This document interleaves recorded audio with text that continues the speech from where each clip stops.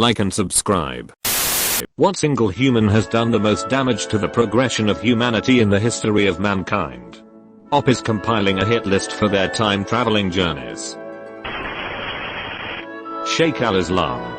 I heard of this guy after hearing someone on TV complain about how this man set the Islamic world back by centuries. In 1515, the age of the Ottoman Empire, he, a learned scholar of the kingdom, issued a decree that forbid printing, press, and made using it punishable by death. Edit, grammar, more context.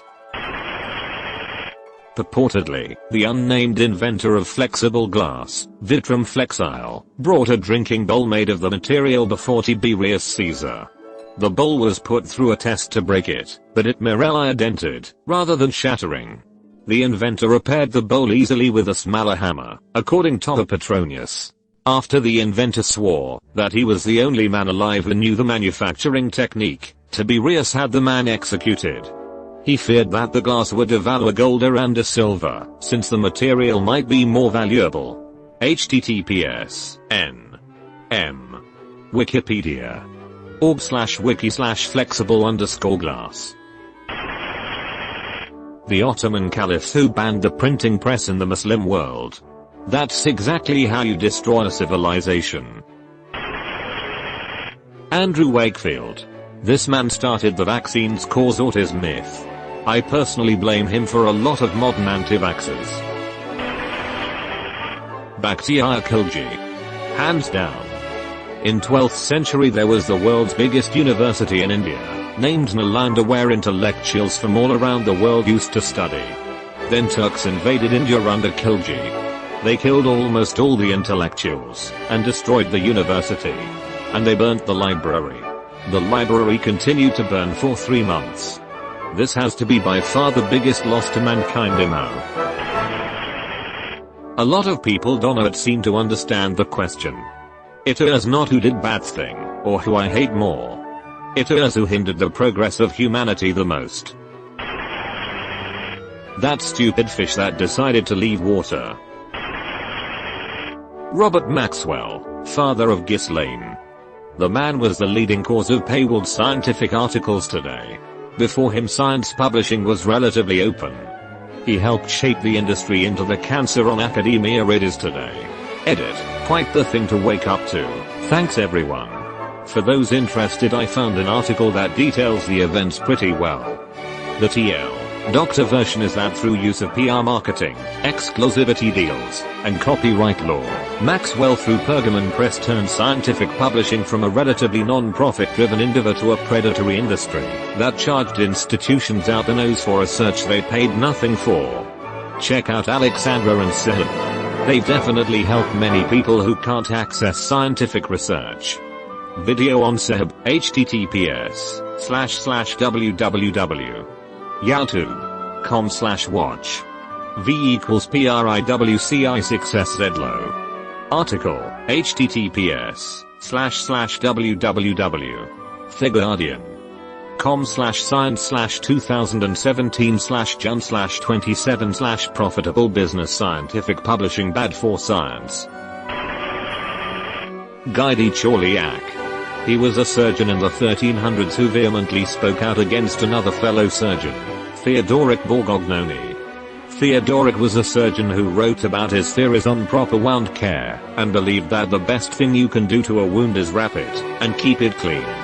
Guy hated what Theodoric was writing, because it directly went against the teachings of Galen, an ancient Greek surgeon who believed pus was the Badia's way of balancing your humors. Guy's teachings were widely accepted, and it was believed that his ignorance set the development of antisepsis in surgery back about 600 years. Edit, Guy de Chauliac was born in the 1300s, not 1200s, as he was alive during the Black Death. Ignaz Semmelweis was the guy who was thrown into a mental asylum for saying surgeons should wash their hands between seeing patients. Rupert Murdoch. Yongle, emperor of the Ming dynasty in China, ordered the fleet of Zhenghe, the greatest trading and exploration fleet of the time, to be burned during his reign in the early 1400s. This was the beginning of an era of isolation for Chinese kingdoms, which ultimately lead to the collapse of Imperial China, and indirectly to the rise of the PRC.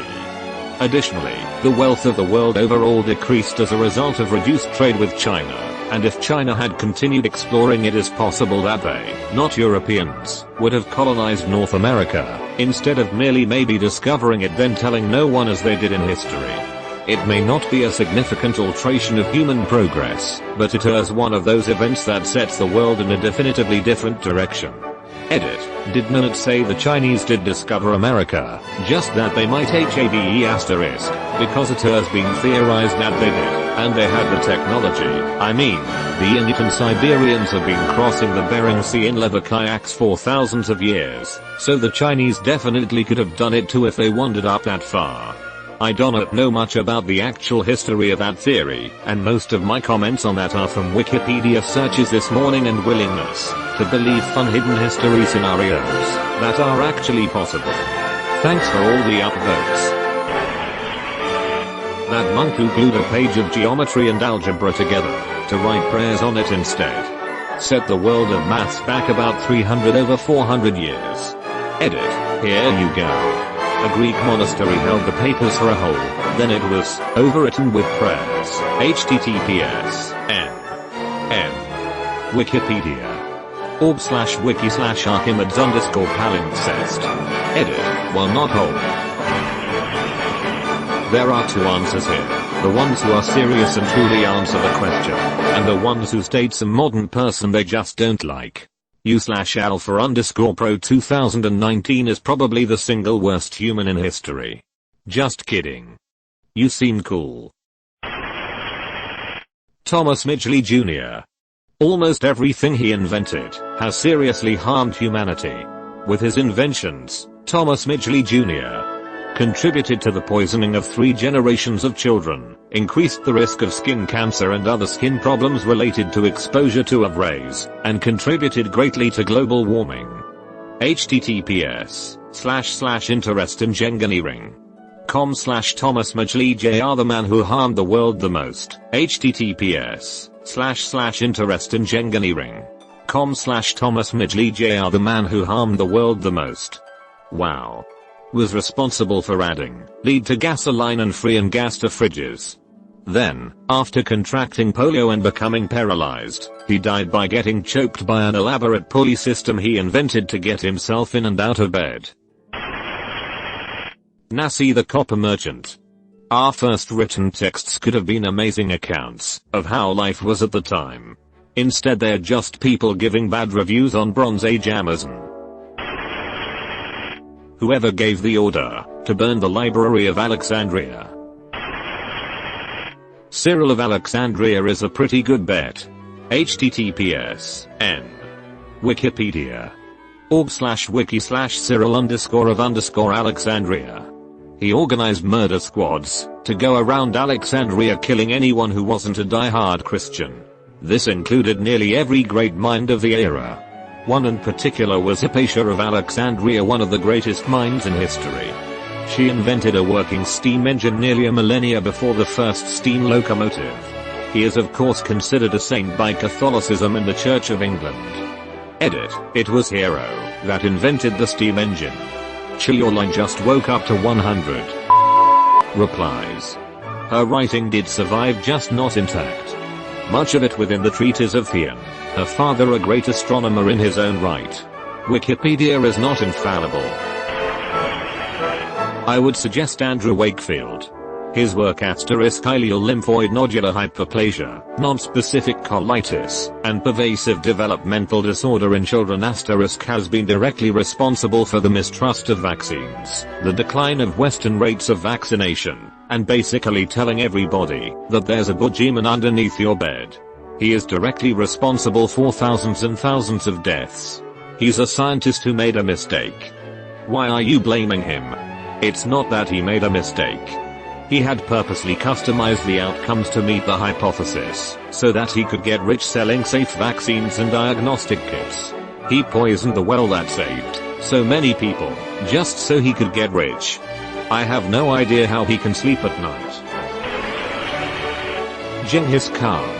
While he personally didn't do much to hinder human progress, his reign began an era of Mongol expansionism and devastation, and his successors were responsible for the destruction of the House of Wisdom of Baghdad, ending the Islamic Golden Age, and not to mention the destruction of numerous cities and the deaths of many. Also, the Mongol Empire eventually paved the way for the Black Death. The empire led to many trade routes being formed between Europe and Asia, which eventually led to the transmission of the Black Death to Europe in the 14th century. Bad history as far as the eye can see. The only thing humans really learn by studying their history is that humans do not learn from their history. Sir Mark Sykes.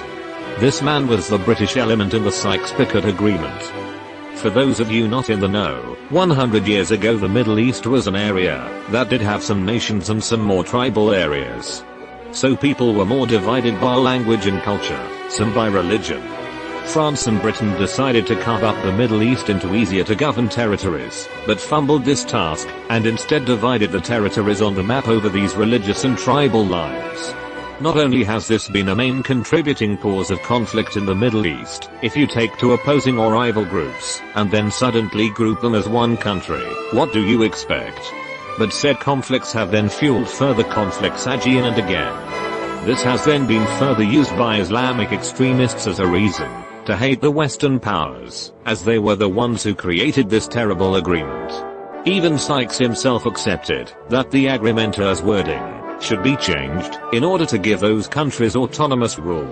What is a little sad is he actually seemed to want to help these regions with the agreement, but just bumbled the whole thing, which has led to most of the issues the Middle East has to this day. Sykes didn't make the modern Middle East though, he just played a large part in creating the circumstances in which its current problems thrive. Imagine all of the advancement, education, and collaboration that could have happened had the Middle East been allowed to flourish unhindered and without resentment. Edward Bernays. He created modern-day PR, which set the blueprint on how to control the masses by deception. Because of the butterfly effect, if Ugg hadn't hit Bog with that rock in 200,000 BC, we'd be a galaxy-spanning utopian civilization by now. You've been visited by the ghost of a very important man. Pay your respects by liking and subscribing, and he'll grant you 3 weeks of good luck.